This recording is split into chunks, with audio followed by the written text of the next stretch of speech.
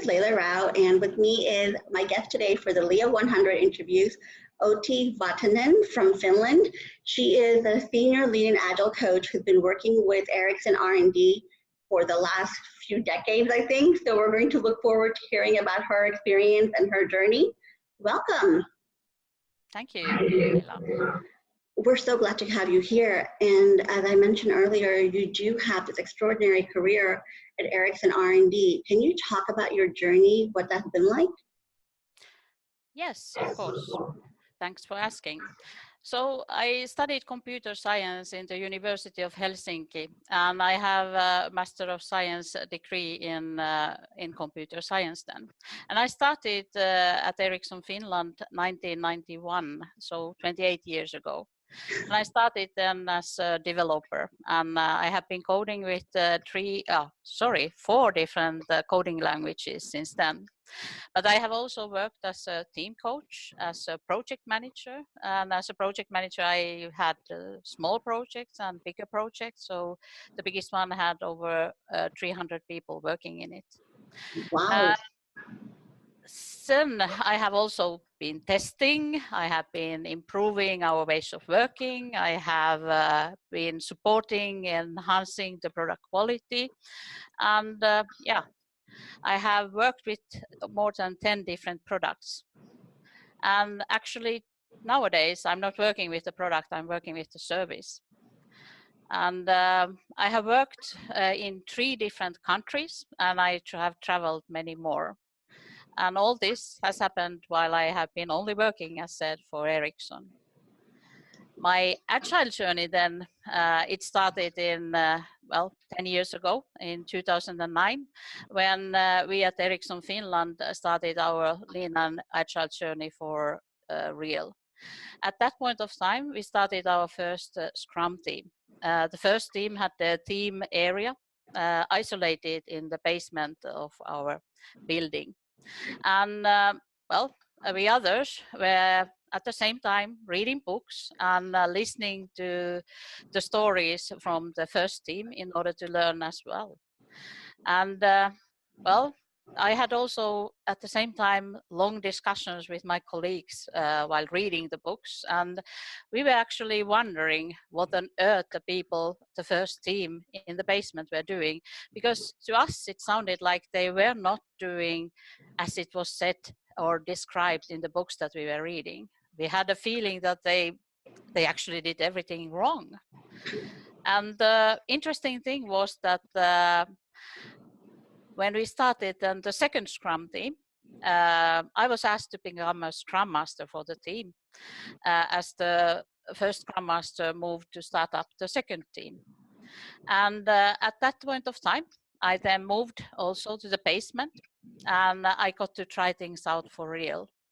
And it was kind of surprising to me how things were when I actually got them to try them out. So a couple of days later, I went back upstairs and talked to all my old colleagues and told them everything that has happened during the couple of days that had passed. And when they heard me explaining, they told me that I was being brainwashed. And to me, that was a really great moment, because it made me understand that it's not enough that you read the books, but you actually need to try things out. Try things out to learn and to truly understand how things are. That's the real way to learn things.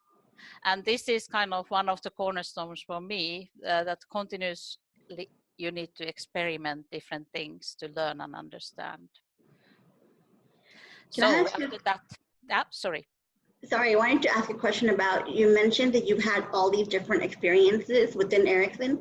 Was it planned? Did you have a career plan you were moving towards, or how did this happen? Well, I must say that I'm perhaps lousy in making career plans, so I haven't actually planned. For me, everything has just happened.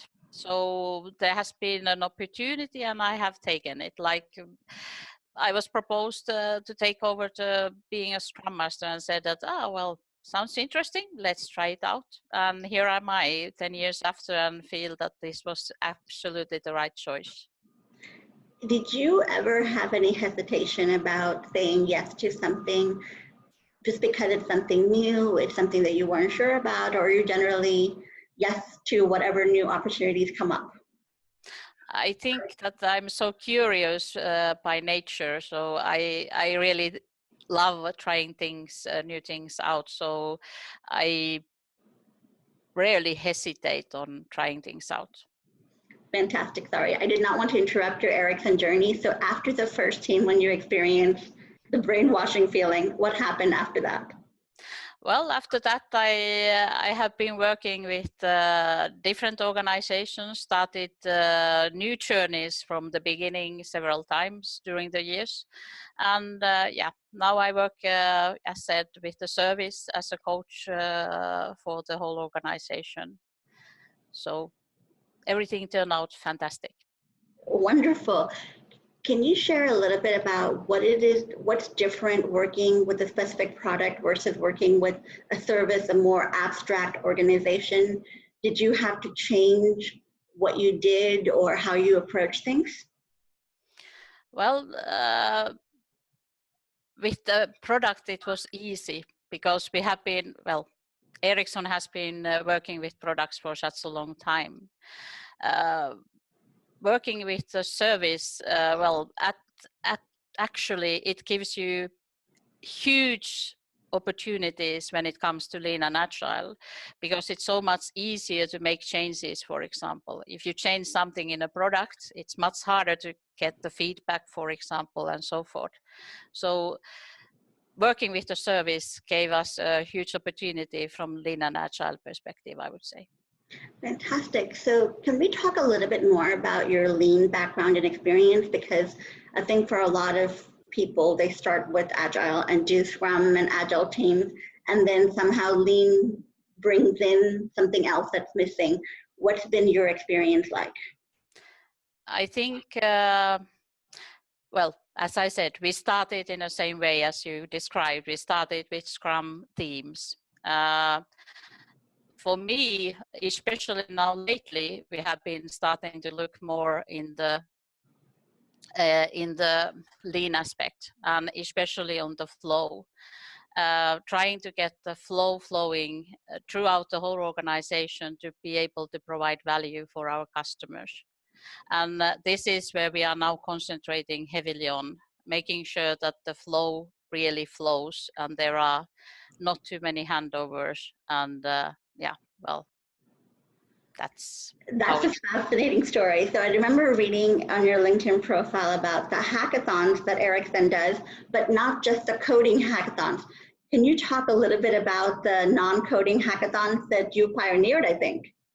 Yeah, well, the whole hackathon thing is started in 2013. We started having hackathons regularly at Ericsson Finland, and since then we have also started having them globally, and we organize several hackathons globally so that the whole Ericsson, all the Ericsson sites are able to join as they wish. I think on the third hackathon that we had on 2013, well, we coaches and line managers didn't just want to kind of support developers having a hackathon, so organizing the hackathon for the developers, but we actually wanted to be part of the experience.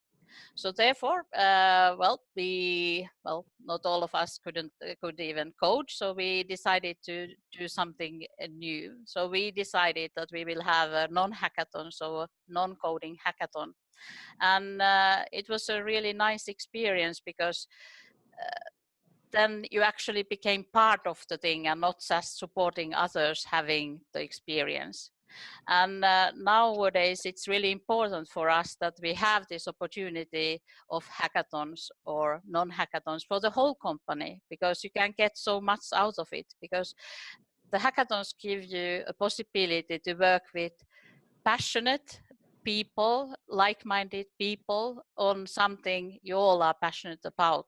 So you get a really great 28 hours experience together with your colleagues. And at the same time, you create something amazing usually as a result out of it. It sounds inspiring, and I really like that you're putting into practice your value of experience being how you understand Agile. Can we share more about what is your cornerstones of Lean and Agile? What's most important to you? Well, as I mentioned already, to me, the flow is one of the main things. So we really need to keep the flow flowing, providing value for our customers. And as the world is changing all the time, we need to be continuously prepared for the change. So that is one thing we need to have as a cornerstone. And in order to be able to handle the continuous change and in order to improve on the flow, we need to be continuously learning as well. So we need to shorten our feedback loops all the time. We need to live a learning lifestyle so that we learn new things, new tools, new systems, and so forth. And we need to take all these lessons learned then and continuously improve. And continuous improvement we take in action by continuously experimenting. So to me, the continuous flow, the continuous change, continuous learning, continuous improvement, and continuous experimentation are the cornerstones of Lean and Agile. But it's not enough still, because in middle of everything, the most important thing, of course, are the wholehearted and empowered people, the individuals, teams, and communities that kind of make this all happening. I was going to ask about your last point. It's all of these attributes organizations need to have, but ultimately it does come down to people being willing to think and behave differently. Do you have any advice for people who are relatively new to Agile and Lean, especially this holistic understanding of it? What advice would you give them on how to enjoy and thrive in this kind of environment? Well, to me, it actually comes to the people, and it's much about communities. Because the thing is that nobody can do everything by themselves. You need to have communities around you, and they will support you making things happen. So the community approach is really important for me. I think you mentioned earlier when I asked you about your journey, you said your journey is our journey. Can you talk about your sense of community and why that's so important to you? Well, it's important because, you would be lonely and things wouldn't actually happen if you wouldn't have the people around you. So this is the whole journey is something we do together. Any piece missing would kind of leave something out of the journey. So we need all the pieces and we need to work together to make things happen. It's really, really important. Is there a correlation between your valuing of this community approach and Finland culture? Because I think you're the first person who's expressed this in this particular way. So I'm wondering, is the connection to culture or just your experience? I would say that the Finns are usually seen as shy people and so forth. So I don't know if it's the Finnish culture, but perhaps it's the Ericsson culture then rather. And the thing is that, in Ericsson Finland, we have 44 different nationalities. So it can't be just the Finnish culture, but it's the culture that we have in Ericsson. That's fascinating. I did not know that. You mentioned that you travel a lot and you work with different parts of Ericsson. Are there cultural components to Agile journeys that we should all be more aware of? Well, to me, Lean and Agile are culture. So, of course, different cultural backgrounds give us different starting points for the Lean and Agile culture. But it's a Lean and Agile, it's a mindset still. It's kind of way to think. So it's really a part of the culture. So you just, you need to think and consider and learn and try things out to kind of get to the Lean and Agile mindset. It's fascinating, and I think that could be a conversation for a whole separate hour. But since we don't have that much time, I really do want to get your thoughts on what advice would you give for those who are just starting out in their Lean and Agile journey, especially women who are just coming into the workplace and they're coming into a very different environment. What advice would you share with them? I think I mostly said the things kind of don't be left alone. Be part of the communities, find the other like-minded people, and of course, first you need to find your own passion as well, because that drives you forward all the time. So find the passion and find the like-minded people and make wonders out of it. That is incredibly powerful. And I hope for everybody working in the Lean and Agile spaces, this is our passion. And I think our community is generally very welcoming for those who are coming in. So maybe take advantage of the Agile community and get to know people and learn from people would be a good place to start. Yep, absolutely. What is next for you? It sounds like you've been pursuing all these challenges, so I would love to hear what's next.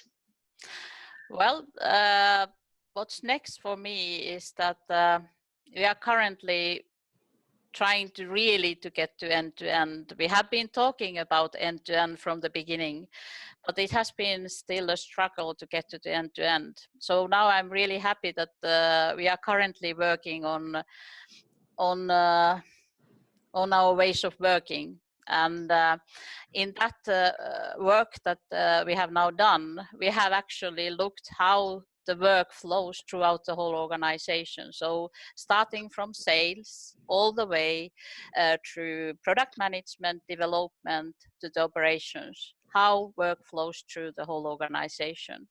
And now what I would like to do is to get the whole organization Lean and Agile so that we can together kind of make the flow flowing better and better, being prepared for the change, learn continuously, improve continuously, and experiment continuously. That sounds like a fascinating and pretty ambitious goal. End-to-end value realization is awesome. Thank you. My pleasure. This has been a fascinating conversation. Thank you for sharing your experience with us. Thank you for giving the opportunity to do this.